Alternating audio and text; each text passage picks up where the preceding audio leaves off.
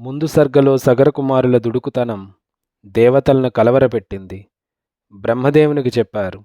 వారి మాటలు విన్న బ్రహ్మదేవుడు, మీరేం భయపడకండి, భూమిని తవ్వుతున్న వాళ్ళందరూ ఒకేసారి నాశనం అయిపోయే స్క్రీన్ ప్లే ముందుంది అని చెప్పగా దేవతలు వారి వారి స్థానాల్లోకి వెళ్ళిపోయారు.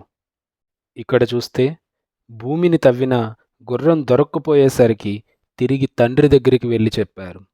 ఆ మాట విన్న సగరుడు కోపంతో, అవసరమైతే మళ్ళీ భూమిని ఇంకా లోతుగా తవ్వి వెతకండి, గుర్రంతోనే తిరిగి రండి అని శాసించాడు. రెట్టింపు ఉత్సాహంతో తూర్పు దిక్కుకు తవ్వుకుంటూ పోయారు. విరూపాక్షమనే దిగ్గజం కనిపించింది గాని గుర్రం కానరాలేదు.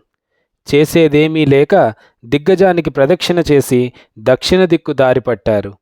దక్షిణాన మహాపద్మం, పడమర దిక్కున సౌమనసం, ఉత్తరాన భద్రం దిగ్గజాలు కనిపించాయి. గుర్రం మాత్రం జాడలేదు. దిగ్గజాలకు ప్రదక్షిణ చేసి ఈశాన్య దిక్కును తవ్వుతూ వెళ్ళారు. వాళ్ళ దారిలో వెళ్ళనిద్దాం. మనం కాసేపు కథలోంచి బయటకు వద్దాం. చాలామందికి దిగ్గజం అంటే ఏంటో తెలియకపోవచ్చు.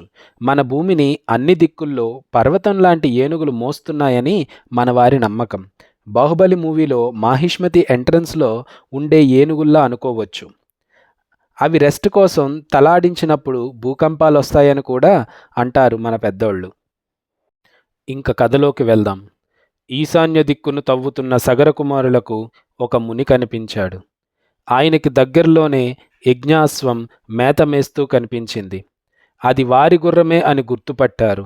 ఇంక నోటికి వచ్చినట్టు ఆయన్ని తిడుతూ చేతికి దొరికిన చెట్టు, కర్ర, రాయి, రప్ప పట్టుకొని చంపడానికి ఎగబడ్డారు. నిర్వికల్ప సమాధి నుండి ఆయన కళ్ళు తెరిచి వారి దుడుకుతనం చూసి ఒక్కసారి గట్టిగా హూంకారం చేశాడు. అంతే, ఆ దెబ్బకి 60,000 సగరకుమారులు 60,000 బూడిద కుప్పలై పడిపోయారు. ఇంతకీ ఆయనెవరా అనుకుంటున్నారా? సాంఖ్యశాస్త్రాన్ని మనకు అందించి భూమిని కాపాడుతూ పాతాళంలో తపస్సు చేస్తున్న విష్ణుమూర్తి అవతారం కపిల మహర్షి అని చెప్పగా పులకించిన శరీరంతో వింటున్న రామునికి జయం. మన అందరికీ శుభం. జై శ్రీరామ్.